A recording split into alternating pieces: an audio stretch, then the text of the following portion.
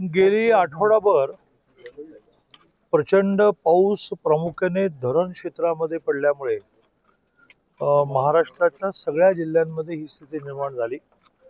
कारण धरण क्षेत्रामध्ये पाऊस जेव्हा जास्त पडून धरण भरतं त्यावेळेला ते एका स्टेज नंतर एका टप्प्यानंतर सोडावं लागतं. ते पाणी सोडल्यानंतर स्वाभाविकपणे नदी ही पात्राच्या बाहेर येते आणि नदीकाठावरच्या सगळ्या गावांना धोका निर्माण होतो. हाच प्रॉब्लेम 2005ला झाला, 2019ला झाला, 2021ला झाला. यावर्षी मात्र प्रशासनाच्या अतिशय चांगल्या एकमेकाच्या कोऑर्डिनेशनमुळे सांगली जिल्ह्याचे कलेक्टर, कोल्हापूर जिल्ह्याचे कलेक्टर, बेळगाव जिल्ह्याचे कलेक्टर, तिकडे अलमट्टी, इकडे कोयना, इकडे वारणा, असं सगळ्यांचं नीट नियोजन झाल्यामुळे अक्षरशः दर तासाला आम्ही सगळेजण एकमेकाशी कोऑर्डिनेशन होतो. त्यामुळे जेवढं पाणी सोडायला पर्याय नाही तेवढं सोडलं जात होतं.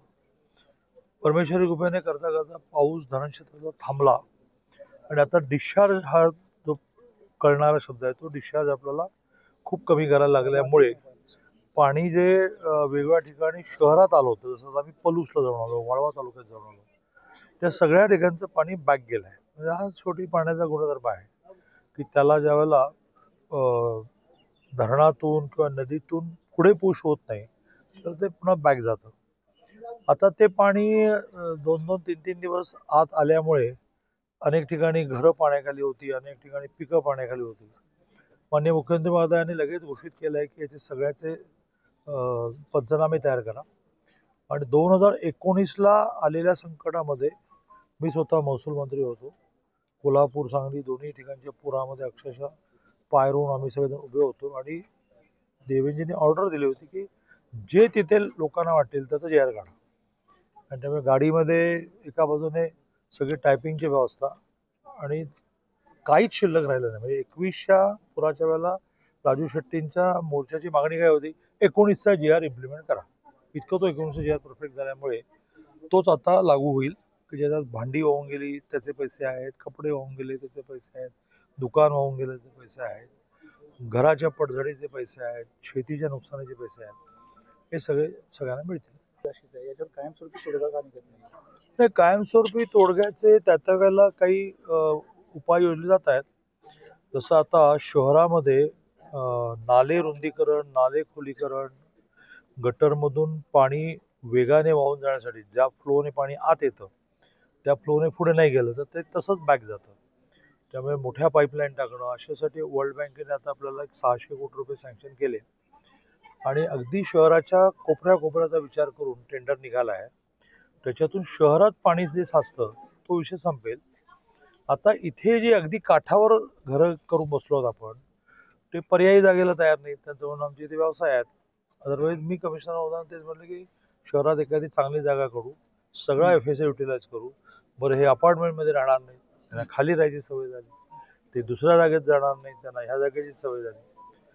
त्यामुळे ह्यात काय विचार करता येईल. आत्ताच पृथ्वीराज पवारांनी काहीतरी नाल्यांमधल्या पाईपलाईनच्या संबंधी काही प्रस्ताव मांडला आणि शहरामधल्या काही इंजिनियर्सने त्याचा अभ्यास केला आहे.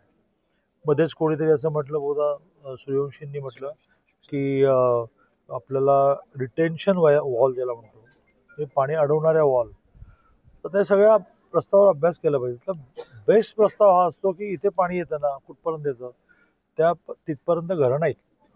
दुसरा एक प्रस्ताव असतो तो इम्प्रॅक्टिकल आहे. मी जाता सगळंच बघतोय की घरं आहे त्या ठिकाणीच बांधायची, पण त्याचा खालचा फ्लोर रिकामा ठेवायचा. जो प्रस्ताव आता कोल्हापूर महानगरपालिकेने इम्प्लिमेंट केला, नवीन कुठलीही परवानगी ही पूर येणाऱ्या क्षेत्रामध्ये म्हणजे कलेक्टर ऑफिस, नागळा पार्क, इथे खालीच तुम्ही मोकळं ठेवलं आहे असं दाखवल्याशिवाय तुम्ही पार्किंगला वापरा, गोडाऊनला वापरा, माणसाने राहायचं नाही, अशा प्लॅनलाच कोल्हापूर महानगरपालिका सँक्शन देते. आता असा प्रस्ताव इथे मांडायला, इथे काही नवीन बांधकामच करणार नाहीयेत आणि परवानगीच मागणार नाहीयेत, मग हे सगळं पाडायचं का, तिथे नवीन बांधकाम करायचं का आणि पुन्हा खाली रिकामी जागा, ते फार असं म्हटलं की आता आढावा बैठक आहे ती आता आढावा बैठक आहे, आता चाललोय तिकडे. नदीपथात अतिक्रमणाचा प्रश्न येतो वारंवार, ते जर कारवाई करण्यात अतिक्रमणावर काम करू, पण अतिक्रमणांमुळे इतकं पाणी आत येत नाही. दादा 29 तारखेला मनोज जरांगे पाटील मुंबईमध्ये धडकणार आहेत. मी सकाळी उत्तर दिलंय ते टीव्हीनेच घेतल्यामुळे तुमच्या बंद आलाय. पुन्हा रिपीट करायचं असेल तर मनोज जरांगे पाटलांनी एकदा कागद पेन घेऊन सरकारवर बसलं पाहिजे, कारण त्यांनी आंदोलन सुरू केल्यानंतरचे बहुतांश विषय संपलेले आहेत. उदाहरणार्थ, ज्यांच्यात कुणबी नोंदी सापडत नाहीत त्या कुणबी नोंदी शोधण्यासाठी रिटायर्ड जज शिंदेची कमिटी 6 वेळेला मुदतवाढ केली आणि काही लाखाच्या नोंदी सापडल्या. ते हैदराबादला गेले, ते मराठवाड्यातल्या सगळ्या जिल्ह्यांमध्ये गेले आणि सापडले एंट्री. एक एंट्री किमान 30-35 जणांना दाखला देते. म्हणजे समजा माझी नोंद सापडली, माझ्या बहिणीला पण ती चालणार, माझ्या भावाला चालणार, माझ्या मुला, एकदम 30-35 जणांना. आता काही लाख मल्टिप्लाय बाय 30-35 एवढ्या जणांना आता कुणबी दाखले मिळाले. आता नोंदी सापडत नाहीत तरी कुणबी दाखला द्या, हे काही सुप्रीम कोर्टाच्या एका निर्णयाप्रमाणे बसत नाही. म्हणून मग 10% SCBC दिलं. मुळात EOW म्हणजे इकॉनॉमिकली विकर, EWS जे आहे इकॉनॉमिकली विकर सेक्शन, म्हणजे आर्थिकदृष्ट्या मागासांचं रिझर्वेशन, ज्याच्यावर सुप्रीम कोर्टाने मोहर लगावली की चला हे 10% वाढीव आम्हाला मान्य आहे, तर ते खरं रिझर्वेशन आहे, ते आम्ही सोडलं. त्याचा नियम असा आहे की तुम्हाला जातीचं रिझर्वेशन मिळालं की ते मिळत नाही. तुम्ही मराठा समाजाला SCBC घेतलं. आता ह्या आर्थिक मागासांच्या आरक्षणामध्ये बऱ्याच ठिकाणी क्लास 1, क्लास 2च्या जागा रिकाम्या जात आहेत. तर आता आपण सगळ्यांनी मिळून चर्चा करून SCBC घेतलं. आता जर SCBC म्हणजे मराठा समाजाला वेगळं 10% आरक्षण घेतलं, प्लस बऱ्याच जणांना कुणबी सर्टिफिकेट मिळत आहे, ते OBCत जात आहेत, तर आता विषय काय उरला आहे ते आता घेऊन बसा. जसं आज मुद्दा निर्माण झालेला आहे की ज्यांना इंजिनिअरिंग मेडिकल ॲडमिशन मिळाली त्यांना व्हेरिफिकेशन सर्टिफिकेट, पडताळणी प्रमाणपत्र मिळायला वेळ लागतो. सरकारने लगेच प्रस्ताव केलाय, कालच्या मंगळवारच्या बैठकीत आला असता, पण पावसामुळे कॅबिनेट कमी वेळाची झाली. पुढच्या कॅबिनेटला येईल की ज्याच्यामध्ये 6 महिने आम्ही मुदतवाढ देणार.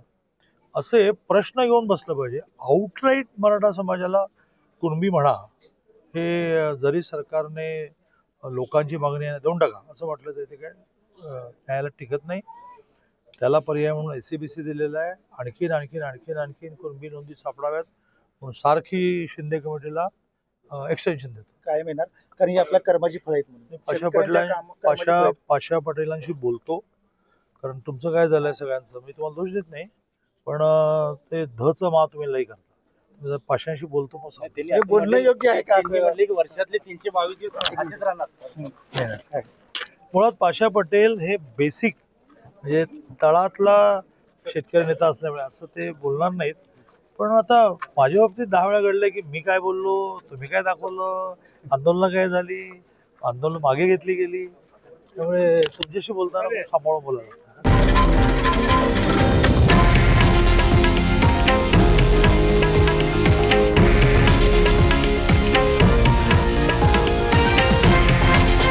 हे आहे देशातील नंबर 1 न्यूज नेटवर्क आणि आपण पाहत आहात TV9 मराठी, एकमेव.